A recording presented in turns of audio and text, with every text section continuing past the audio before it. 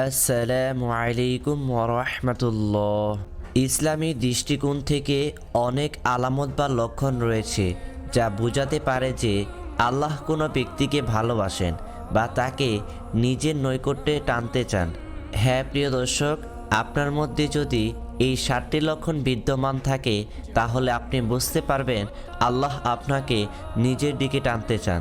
প্রিয় দর্শক, 1 নাম্বার লক্ষণ হচ্ছে নামাজ ও ইবাদতের প্রতি আগ্রহ বৃদ্ধি পাওয়া।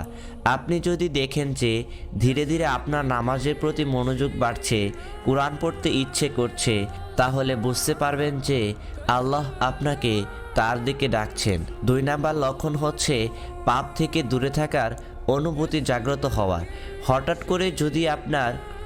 করে যদি আপনার মনে হয় যে আপনি কোনো ভুল কাজ করছেন এবং তা পরিত্যাগ করতে চান, তাহলে এটি আল্লাহর পক্ষ থেকে একটি দয়া। 3 নাম্বার লক্ষণ হচ্ছে দুঃখ কষ্টের মধ্য দিয়ে পরীক্ষা করা।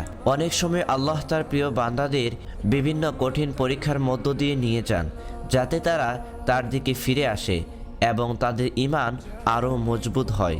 প্রিয় দর্শক, 4 নাম্বার লক্ষণ হচ্ছে তওবা ও ক্ষমা প্রার্থনার আগ্রহ বৃদ্ধি পাওয়া।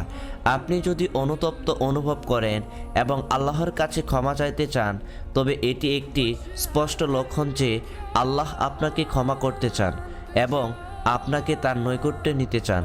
প্রিয় দর্শক, 5 নাম্বার লক্ষণ হচ্ছে সৎ ও ধার্মিক মানুষের সংস্পর্শে আসা।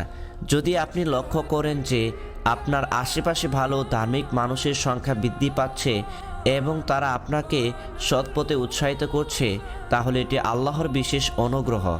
প্রিয় দর্শক, 6 নাম্বার লক্ষণ হচ্ছে জীবনে বারবার দিন ধর্ম সম্পর্কিত বিষয়গুলো সামনে আসা।